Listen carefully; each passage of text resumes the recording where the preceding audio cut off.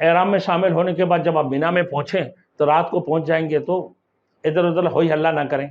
अब वहाँ जाकर खूब इबादत करें, कुरान मजीद तलावत करें, अल्लाह से खूब दुआएं मांगे, हो सके मस्जिद खैफ में जाके कुछ नमाजें नफिल अदा करें। अब मीना में 5 नमाजें पढ़ना है। Thanks for watching. Don't forget to like, comment, share and subscribe to Maulana Habibullah Rouhani Official. हज की तरीका, आप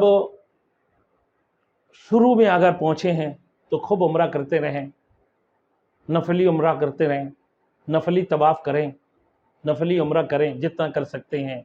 अम्मी के लिए करें, अब्बू के लिए करें, सब के लिए करें। अब हज शुरू नहीं, अब हज के दिन शुरू होंगे 8 तारीख से, 8 जिलहज। मेरे दोस्तों, लेकिन बात यह है, देखें, अफराद की ज़्यादती की वजह से बहुत ज़्यादा हज में कसरत से लोग हज करने के लिए जाते हैं, बहुत ज़्यादा होते हैं, हज्जाज कराम बहुत ज़्यादा होते हैं, जिसकी वजह से आपको सरकारी तौर पर हज हो या प्राइवेट स्कीम से आपने गए तो उन सूरतों में देखें अब एहराम कान से बांधेंगे। अब सबसे पहले हज की एहराम के लिए गुस्ल कर लें, मुनासिब गुस्ल नहीं किसी वजूहात का बना तो वज़ू कर लें। गुस्ल करने के बाद मेरे दोस्तों अब हरम की तरफ तशरीफ़ ले आएं और एहराम बंद के नियत ना करें, नफली तवाफ़ कर लें।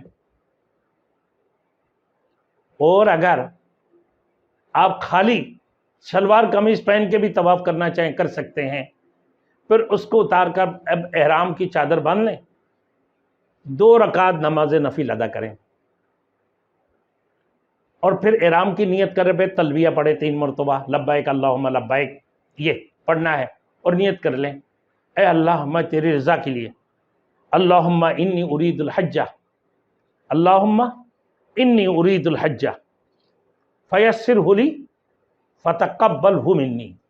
ये दुआ, अल्लाह मैं तेरी रज़ा के लिए, तेरे खुशनुदी के लिए मैंने हज की, फ़र्ज़ हज की एहराम की नियत करता हूँ, या अल्लाह तू मेरे लिए इसके लिए आसान फरमा और मेरी तरफ से कबूल फरमा। हाँ, अगर आप हरम में नहीं जा सकते मेरे दोस्तों, हज की मौसम में तो बहुत मुश्किल होती है। अब जहाँ होटल आपको मिला वहीं से आप नियत कर लें, होटल में नहा लें सही तरीके से, अपने फालतू बाल ज़ेर नाप वगैरह साफ़ सुथरे कर लें, फिर थोड़ी सी इतर खुशबू वगैरह लगा लें एहराम से पहले, फिर 2 रकात नमाज एहराम की नियत से पढ़ लें। हरम में आपको जगह नहीं मिलती, हज के दौरान आप नहीं कर सकते, मुश्किल है। जो लोग मक्का टावर में होते हैं, जो करीबी हज स्पेशल लोग होते हैं ना, मक्का टावर वगैरह में जिनका, ये जमजम में जिन लोगों को जगह मिलती हैं, वो तो मक्का से आराम कर लेते हैं।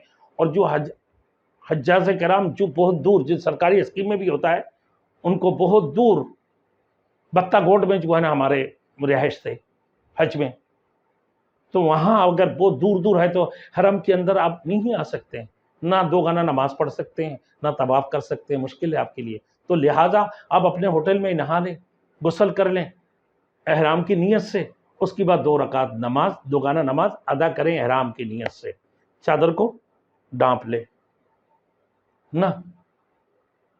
अब फिर उसके बाद आप जो है एहराम की नियत कर लें होटल में या गाड़ी में, जब बैठ जाएं गाड़ी रवाना हो जाएंगी। याद रखिएगा 8 तारीख नहीं है, ये 7 तारीख को ले जाते हैं मीना में रवानगी के लिए।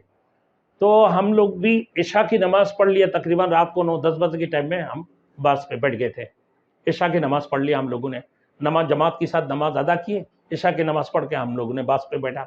हमारे पीछे भी लोग आते रहे, हमसे पहले भी लोग गए, ले गए, वो 7 तारीख को हो गए। अब मीना में 5 नमाजें पढ़ना है, जोहर, असर, मगरिब, इशा, फजर। अब मीना में ज़्यादा नमाज हो जाती हैं क्योंकि रात को ले जाते हैं, तो हम सबसे पहले फजर की नमाज़ पढ़ते हैं वहाँ मीना में, फिर फजर की नमाज़ पढ़ने के बाद फजर, जोहर, असर, मगरिब, इशा, दूसरा दिन फजर से पहले हमें अरफात के लिए रवाना कर देते हैं 8 तारीख को। तो 8 तारीख को हम कहाँ गए, कहाँ जाना, हमें मीना में जाना है। होटल से हमने नियत कर ली एहराम की, اور پھر تلبیہ پڑھ لیا، ہم نے احرام میں داخل ہو گئے. اب احرام کی پابندی ہمارے اوپر لگنا شروع ہو گئی. ناخون، بال، داڑھی کا کھلال وغیرہ سب چیزوں سے احترام. چھلا ہوا کپڑا نہیں پہن سکتے ہیں آپ. چہرہ اور جو ہے نا اپنے سر کھلا رکھیں گے. احرام میں شامل ہو گئے. اب احرام میں شامل ہونے کے بعد جب آپ مینا میں پہنچیں تو رات کو پہنچ جائیں گے تو ادھر ادھر ہوئی ہلہ نہ کریں. اب وہاں جا کر خوب عبادت کریں، قرآن مجید تلاوت کریں، اللہ سے خوب دعائیں مانگیں. ہو سکے مسجد خیف میں جا کے کچھ نماز نفل ادا کریں، کیونکہ مسجد خیف میں 70 نبیوں کا مزار ہے، 70 نبیوں کا مقبرہ ہے. مسجد خیف کے اندر 70 انبیاء کرام دفن ہے. تو ہو سکے، لیکن اگر آپ نہیں پہچانیں گے، کیونکہ آپ مینا سے اگر نکل جائیں گے تو آپ کے پاس گلے میں کارڈ لگا ہوا ہوگا یا ہاتھ میں آپ کا جو ہے نا وہ بندھا ہوا ہے نا. تو یاد رکھیے گا، آپ اس صورت میں اگر آپ کو آگے پیچھے ہونے کا خطرہ ہے تو آپ نہ جائیں مسجد خیف میں، کہ گم ہونے کی خدشہ نہ ہو. ہاں آپ واپسی آ سکتے ہیں تو مسجد خیف میں بھی جا کے کچھ نمازیں پڑھ لیں. اب رات کو آپ نے نمازیں 7 تاریخ کو پہنچ گئے. 7 تاریخ رات کو ہمارے تو باس چلتے رہے ڈھونڈتے رہے. اب جو ہے خیمہ کی ہمارے جو ہے نا مینا کے اندر ہمارے خیمہ ہی نہیں مل رہا ہے، ٹکٹ جگہ پہ ہے.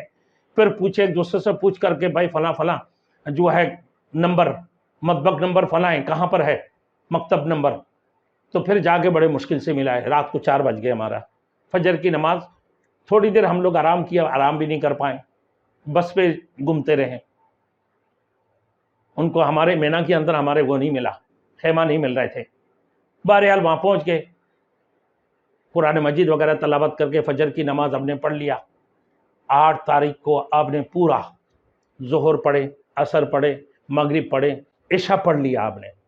اب عشاء کی نماز پڑھتے ہی ہمیں لے کے نہیں لے جاتے ہیں، لیکن طریقہ کار یہ ہوتا ہے، سنت یہ ہے کہ بھائی 8 تاریخ کو 9 تاریخ کو صبح فجر کی بعد جب سورج طلوع ہو جائے اس کی بعد جو ہے نا عرفات کی طرف نکلنا ہے.